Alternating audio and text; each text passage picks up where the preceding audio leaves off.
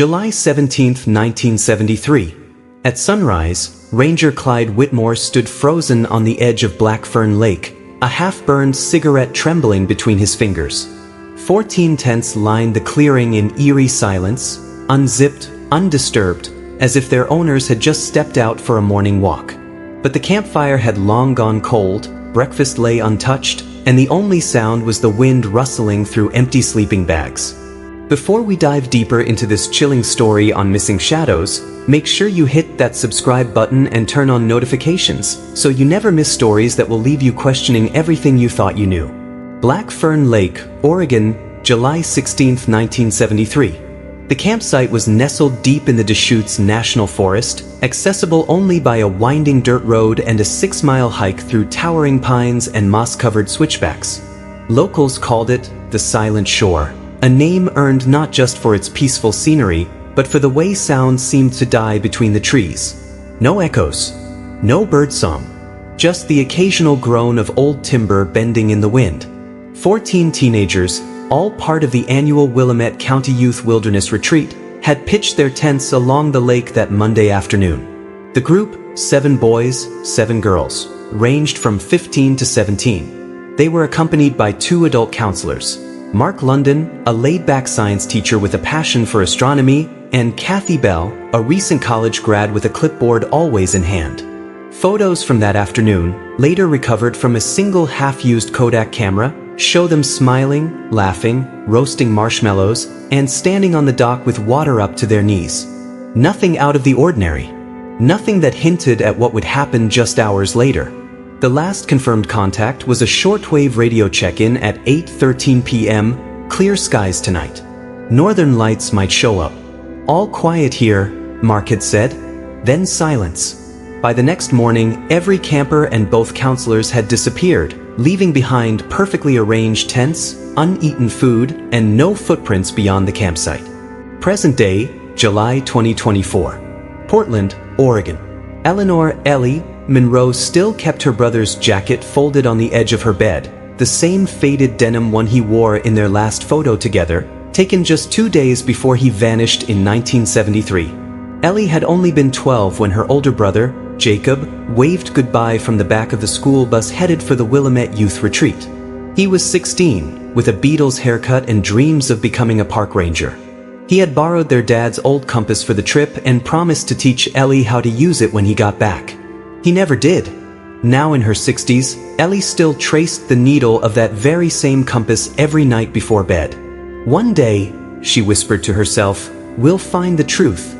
Most people had moved on. The case had long gone cold. The state listed all 16 as presumed dead, bodies not recovered. No signs of struggle. No evidence of foul play. Just gone. But Ellie never accepted that. She became a teacher, then a librarian, then an amateur archivist, digging through newspaper clippings, ranger reports, and old weather logs. Every summer, on the week of July 17th, she returned to Black Fern Lake alone, setting up her own little tent on the very same patch of soil where her brother vanished. This year was different. A letter had arrived. No return address. You were right, they didn't just disappear. The forest remembers. Go back. Black Fern Lake, July 18, 2024. Ellie's boots crunched through the gravel path as she neared the site where the original camp once stood. The forest looked unchanged, same tall, watchful trees, same unsettling stillness. But her heart raced differently this time. She clutched the anonymous letter in one hand, the old compass in the other. It was early morning when she reached the clearing. The grass had overgrown, but the outline of where the tents once stood was still faintly visible, a patchwork of sunken earth and faded memories. Ellie paused at the lake's edge, where her brother once posed with the others, arms around shoulders, smiling. For a brief second, she swore she could hear laughter, soft, distant, carried by the breeze. But when she turned, there was only silence. She unpacked slowly. Then, on instinct, she began walking the perimeter, retracing the boundaries of the campsite. That's when she noticed something odd, a glint of metal near a half-rotted tree stump. Kneeling down, she unearthed a rusted flashlight. The plastic was faded orange, the same brand they'd all been issued in 1973. But this one had initials carved faintly into the side, JM. Her brother's. Hands trembling, she flipped the switch. It didn't work. But inside, beneath the corroded batteries, was a scrap of torn notebook paper wrapped in plastic. She unfolded it. It wasn't Jacob's handwriting, but it was recent. Blue ink. Fresh. They're not gone. We saw something in the woods. Mark said it was watching us. Then we woke up and half the group was missing. I think we're next. CB. Kathy Bell. The counselor. But Kathy was one of the vanished. Ellie staggered back, heart pounding. This wasn't a forgotten relic. This was a message, one someone didn't want found. And now someone knew Ellie was back. Later that night, July 18, 2024. The forest was unnervingly quiet. Ellie sat near her small fire, the flame crackling low as shadows danced against the trees. She had reread Kathy Bell's note a dozen times, fingers tracing every loop of the rushed handwriting. She couldn't shake the feeling that someone had left it for her, not in 1973, but recently. But why now? Why after 51 years? Suddenly, a branch snapped in the woods behind her. She stood up fast, grabbing the flashlight and her compass. The light was dim, barely cutting through the thick dark. "Hello," she called out. Her voice was swallowed by the trees. No answer. Just more snapping twigs. Not like a deer, too slow. Too intentional. "Is someone there?" she asked again, voice cracking. Nothing. She backed toward her tent, clutching the compass tightly, and that's when she saw it. The needle wasn't pointing north. It was spinning slowly, then stopped, aimed directly toward the forest. She didn't sleep that night. Around 3 a.m., the temperature dropped sharply. Her fire had died out, and her breath came in puffs. She heard something, or someone, whisper her name from outside the tent. "Ellie." She shot up, heart pounding. "Jacob." Silence. Grabbing her boots, she unzipped the tent just enough to peek out. The forest looked the same, but there, barely visible, was a figure standing at the edge of the clearing. Not moving, just watching. She blinked. It was gone. By morning, she found something placed outside her tent, an old Willamette retreat badge. The kind worn by the counselors. On the back, scrawled in the same blue ink as before. "We left signs. They buried what we found. Look where the water runs backward." Her fingers went cold. Back in 1973, the eastern creek by the lake was known to reverse direction after heavy rainfall, something about unusual rock formations. A ranger had once called it a hydrological hiccup. Ellie remembered that creek. Jacob used to joke it ran backward into the past. Suddenly, this wasn't just about grief. It was about truth. And someone wanted her to stop looking. July 19, 2024, Eastern Creek, Black Fern Lake. The creek was still there, narrow, overgrown, half choked by moss and fallen limbs. Ellie hadn't been back to this side of the lake in decades. She followed the bank upstream, heart thudding, watching the current carefully. Then she saw it. The water was flowing uphill. Just slightly, but enough. The creek forked at a flat boulder, and to the left, the current trickled backward toward the lake. She stood frozen. Jacob had mentioned it once in a postcard. "Weirdest thing I've ever seen. Like the woods are trying to take the water back." Ellie crouched near the rock, scanning the soil. At first, nothing. Then, her fingers hit wood. She dug fast, heart racing.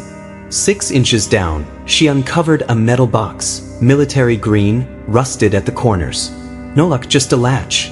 Inside, a cassette tape labeled "Confidential, BFL July 1773. A Polaroid of the campers sitting around the fire, circled in red ink. A typed memo, yellowed with age, marked U.S. Forest Service, restricted access. Her hands trembled as she unfolded the memo. To Ranger Supervisor, Region 5. Subject, Unauthorized Encounter, Black Fern Lake. Date, July 18, 1973. All 16 subjects accounted for at 2,100 hours. Reports of unidentified lights in eastern quadrant confirmed by satellite surveillance. At 0430, radio contact lost. Site abandoned. No bodies. No signs of struggle. Possible exposure to environmental anomaly. Operation cleanup initiated per protocol. No press access authorized. Families informed of standard disappearance narrative. Recommend permanent closure of Site B. Ellie sat back, mouth dry. This wasn't a missing persons case. It was a buried event. Something the government had documented, then erased. She opened the cassette recorder she'd brought along, an old Panasonic she used for oral histories. Slipped the tape in. Pressed play. Static. Then a voice, male, shaking. They're outside the tents, floating, no faces. Kathy's gone. Oh God, they're not human. If anyone finds this, tell them we were taken. The tape cut out. Ellie stared at the trees. Everything she thought she knew collapsed beneath the weight of that voice. Jacob hadn't just disappeared.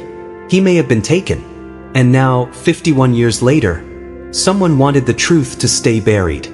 July 20th, 2024, Ranger Station, Bend, Oregon. Ellie didn't go home. Instead, she drove straight to the old ranger station 2 hours away. Most of it had been turned into a wildlife center, but a back hallway still housed dusty archives no one touched anymore. She used her research badge from the Historical Society to get access. Tucked in a back room labeled Retired Files, she found what she was looking for. Clyde Whitmore, now 89, living in an assisted living facility in Sisters, Oregon. He had been the first on scene in 1973, the ranger who found the empty camp. Sisters, Oregon, July 21st, 2024. Clyde sat in a wheelchair, his body small beneath a wool blanket. His eyes, though cloudy, still held weight. I figured someone come asking again, he muttered when she mentioned her name. Ellie sat across from him. The cassette, the memo, the note in her hand. They made you lie, she said softly. Didn't they? He nodded slowly. Told me it was a weather event. That they were disoriented, probably wandered off. But I knew better. He looked past her, into memory. That morning, there were no footprints leading away from camp. None. Just tents, food juice. Like they stood up and vanished. He swallowed hard. And the trees. They were humming. Low, like electricity. You could feel it in your teeth. Ellie pulled out the tape recorder. Pressed play. The same static, then the voice. They're outside the tents, floating. Clyde's eyes filled. That was Mark London, the counselor. He left that tape for someone to find. Why didn't you tell anyone? I tried, he said bitterly. Tried for years. They shut me out. Said I was unfit. Had me retire early. Every file I had replaced with false reports. Ellie leaned forward, voice trembling. What was it, Clyde? What did they see? He looked up at her, voice dropping to a whisper. They saw something that didn't want to be seen. And it took them. Not just bodies. Their names. Their presence. It was like the forest swallowed them into itself. And we helped cover it up. He reached into a drawer, slowly. Pulled out an old field notebook. They made me write it all again. Sanitized. But I kept the real one. He handed it to her. Inside were sketches, strange symbols found near the camp. A spiral of burnt pine cones, trees growing in unnatural patterns. And one final note, dated July 18, 1973. She was right. Kathy said it wasn't a creature. It was the forest. The whole damn forest. Alive. Watching. Choosing. Ellie stepped outside into the summer heat, the notebook pressed to her chest. She'd spent her life chasing the truth. And now she had it. But the question remained. If the forest chose once, would it choose again? Black Fern Lake, July 24, 2024. Ellie returned to the lake one last time. She carried Clyde's notebook, the Polaroid, and the compass that had once belonged to Jacob. The forest was still. The creek still trickled uphill, defying logic. But she no longer came as a sister demanding answers. She came as a witness. As someone who finally understood.